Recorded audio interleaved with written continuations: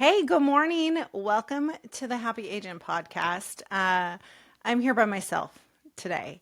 And I actually filmed a podcast yesterday with my husband, Gabe. And I hated it. Thanks. Gabe's sitting here goes, thanks a lot. I felt rushed yesterday and it wasn't really resonating with me. And we did it. And I was like, I don't like it. I don't like it. It doesn't feel right. So I scrapped it. And then I was just thinking yesterday, Kim Dean and I went to have a sound bath. That was pretty cool. I fell asleep. I yesterday felt very chaotic, and I was having a hard time getting a handle of the wants and demands coming at me were faster than I could manage them. And so I sat in overwhelm. And then when I get overwhelmed, sometimes I just burn all this shit down. And so it's kind of where I was yesterday. And then Kim took me to a sound bath and it was beautiful. And I thought, well, maybe I just won't even film a podcast this week. And you know what? If I don't do that, that's okay. That's okay. But I woke up this morning and I did have something to say, and so I wanted to share it. So today we're going to talk about why you think you suck on camera.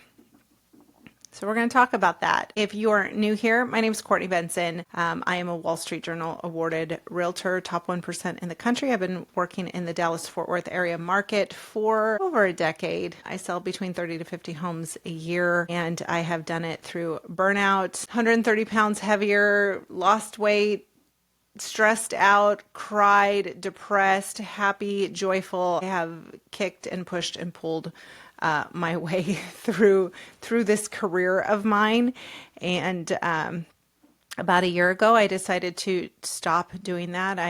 The year prior, I had one of my best years ever, selling nearly $30 million. And at the end of it, I sat and cried and felt overwhelmed that I would never be able to do it again.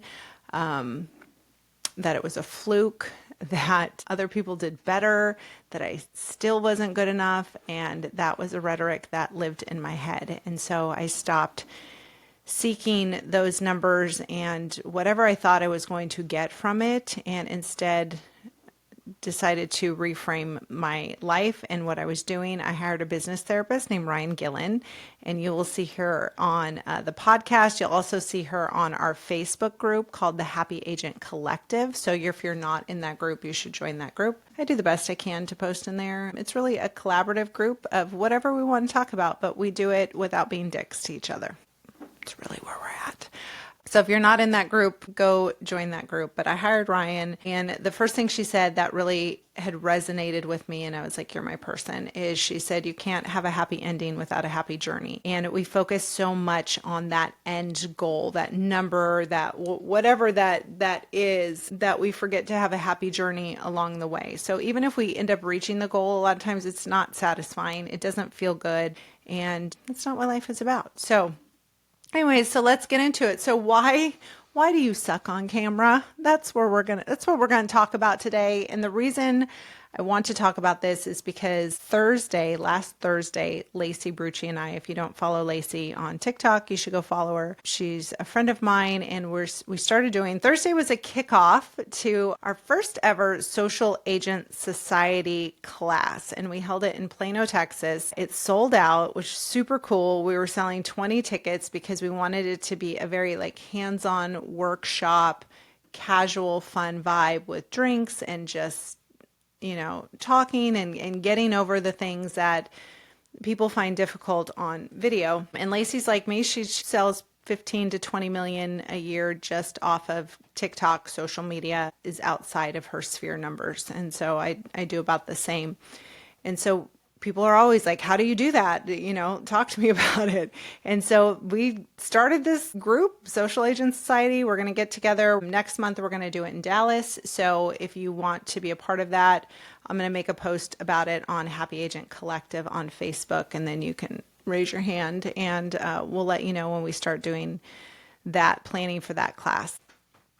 So we go through our spiel on Thursday, and I talk a lot about authenticity and how do you show up as yourself, because that's really a connector. That's how I've been able to grow my brand, grow my business, is by showing up as me. Whatever I have to say, however I have to say it. Lacey, very similar, does the same thing. She takes it even a step further, and she is a master of the SEO and now AEO. You have to go to the class to find out about that one, and how she has been able to grow her business by using those tools as well as showing up consistently. And that's the one thing I think the takeaway in the class, somebody had raised their hand and he was like, I'm trying to figure out, like, Courtney does this and then Lacey does this, but they almost seem kind of different from each other. And we're like, that's the point. Like, however you show up, whatever capacity you're in, the one thing that Lacey and I have in common is we have intention and we have consistency. And we're both really freaking ass funny. But outside of that, I mean, that is what we have in common. We do everything differently, and we both have really great results. So it was also our way of saying, look, like, show up how you are. Let's like hone in on that. Let's fine tune it, tweak it a little bit, show up how you are, deliver the message that you want to deliver, and then keep doing it. You have to stay consistent. So if you can do that, what results are you going to get? And we talked about the fact that, I mean, you're going to get results from anything, whether you do it. If you don't do it, you get those results, right? If you do something that's bad for you, you'll get results from that. You always get results if you do anything consistently, is what I should say. My coffee is already cold. Gabe brought me water. He didn't, no, I don't want to heat it up again. Sorry, I'm already in like this, no, not yet. Not yet. This is already my second heat up, and I'm pretty sure my mom scarred me about like reheating milk too many times, that I would like get a worm and die or something. I don't know. So anyways, let's hope that doesn't happen until this is over. So I want to talk about the one thing people kept asking over and over again and talking about. They were like, I hear you on all the stuff and the consistency and the SEO and the hooks and all of that stuff, but I can't even turn on the damn camera. Like, I don't even know where to begin. And funny enough, one of the girls who raised her hand and was brave enough to share that with a group, which I think is so cool. And again, I think really speaks to the room that we had of people, and the people that we attracted to this is nobody was afraid to just be themselves and like raise their hand and be like, what the hell's SEO mean? Like, what? Like, just asked the raw questions. And I thought that was really cool. But this theme kept coming up over and over again, is I don't even feel comfortable to get on camera. And so we kind of broke it down a little, and I really feel like we could do even more. So let's talk about it. So that is probably one of the biggest hurdles that people experience over and over is, I hear you, like, maybe I should post at this time and I should edit and I should do this hook, but I can't even turn on the damn camera, because the minute I do, I freeze, all of my words go out of my brain. So why do we do that? Why does that happen? Sometimes it happens to me. I did another class on Friday, and I honestly, when I got up, I was a little bit nervous till I started going. So why does that happen? It's typically a story that we are telling ourselves, right? We think that people are worried about what we're wearing, what we sound like, what is going on. Like, we have all these ideas that people have stories about us that aren't true, and it creates a lack of confidence in us. And so we're trying to accommodate or appease, like, well, if I wear this or if I do this, what if they look at me? What if they see that I didn't shave my toes this morning? Like, I mean, it could just be like a host of different things. Gabe just said, gross. My biggest one is comparison too. I do this all the time. Like, I'll watch somebody video and I'm like, damn it, they're really good. Like, how come I can't do that? Why didn't I say that? At the end of the day, it is such a story that we're telling ourselves. And this really came to life for me after I lost the weight. Like I said before, I lost 130 pounds. And prior to that, I was never on camera. Like, I didn't want to be sold when the clients would sell home. Like, I was never on.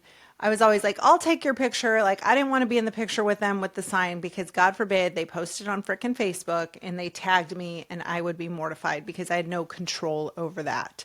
And that just ate me alive. Like, if there was an event or something we were going to, or I was meeting a client for the first time, I was so self-conscious. I was so uncomfortable in my body. It occupied my head 24/7. And, when I do, did I turn my phone off? I turned my phone off. So I'm going to share the picture with you. Ooh, do I have it in my book? Hold on. Let me see if I have that photo. I may have burned them all. No, I guess I don't. There's a photo of me from a Real Producers event. And I have a sign. It's from 2020. And I was actually feeling pretty good in that outfit. And I was probably 100 pounds heavier than I am now. And I took that photo, and I like to share that photo now. And when I do, people who were at the event or people who knew me then are like, I literally don't remember you looking like that. I don't remember it at all. And sometimes I'm like, what do you mean you don't remember me looking like that? I spend so much time in my head about it, and people don't even remember, because most of the time people are worried about themselves. They're not worried about you.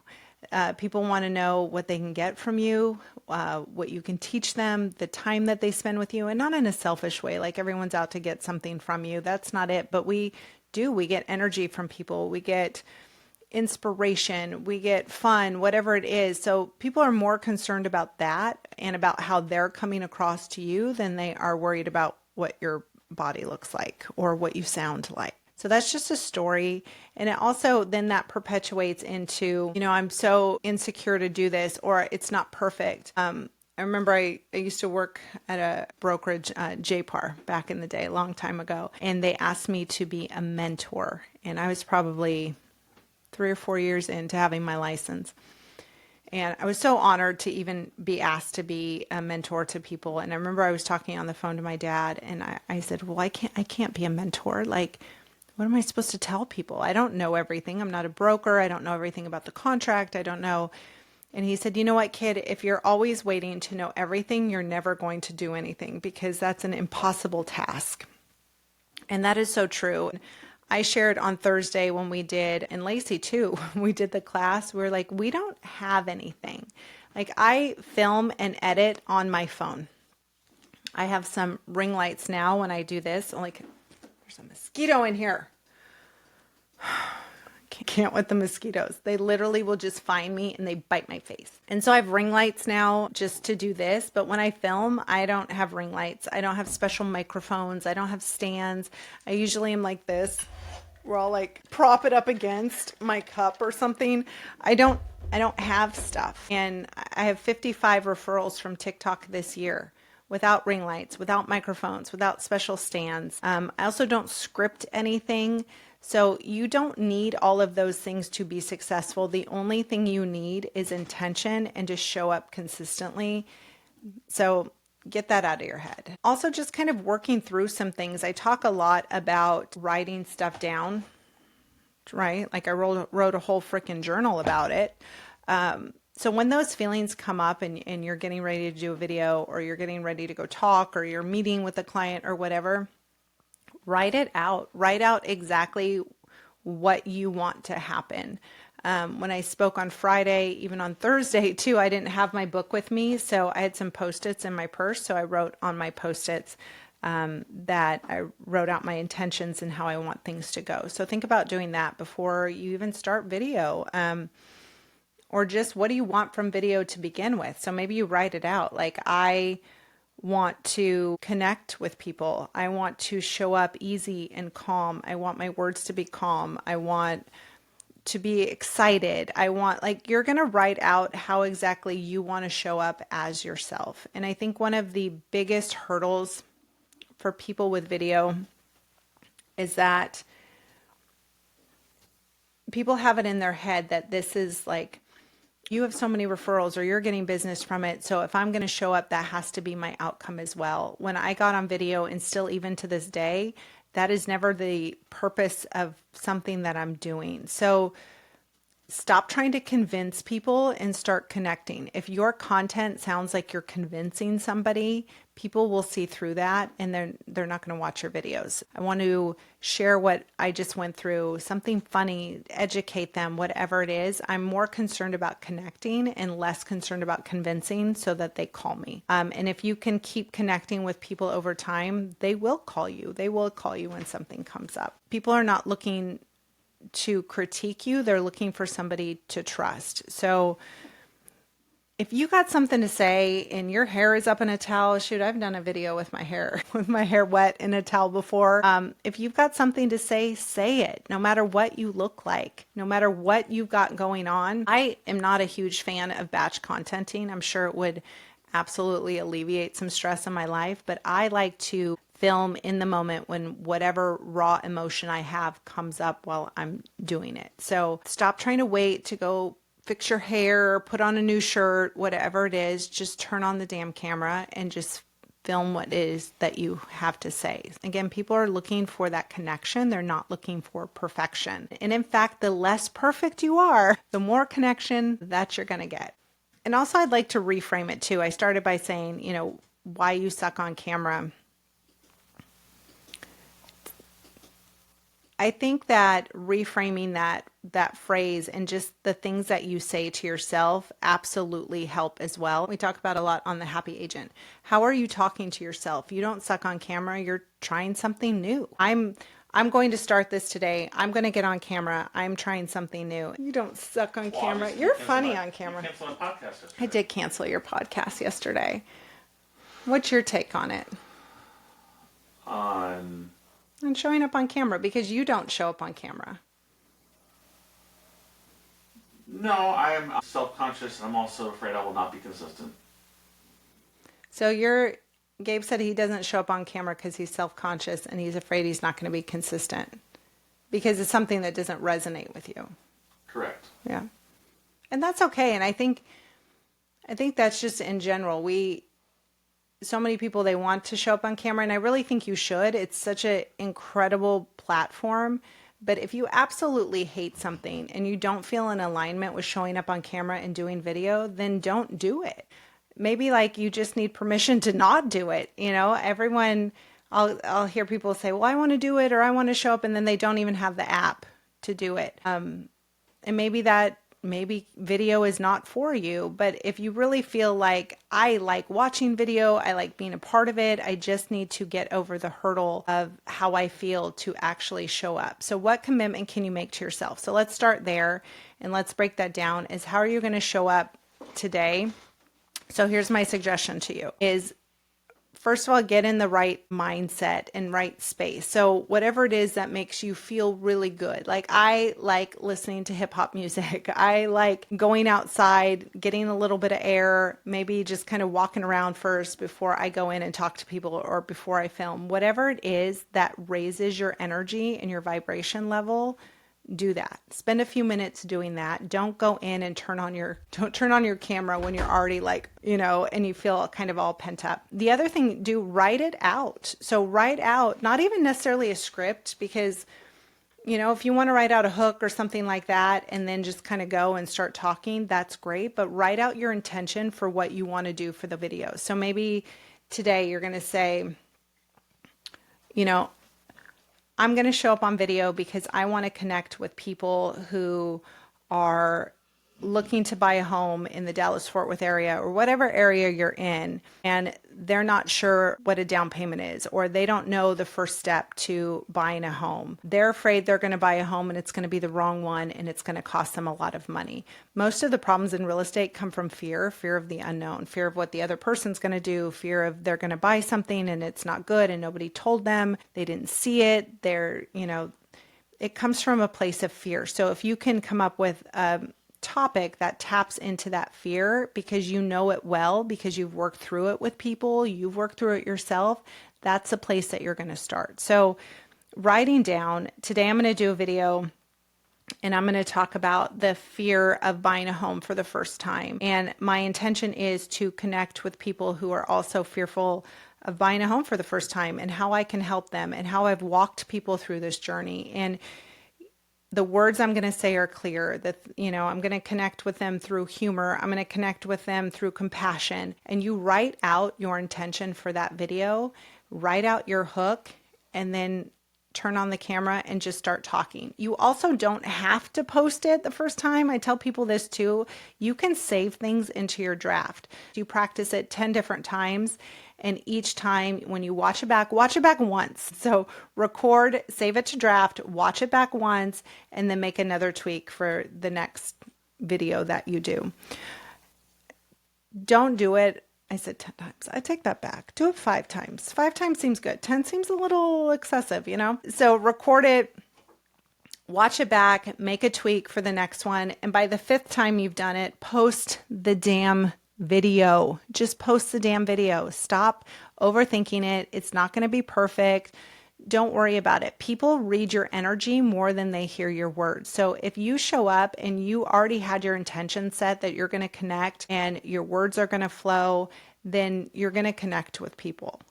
Just show up, be yourself, say what it is you have to say.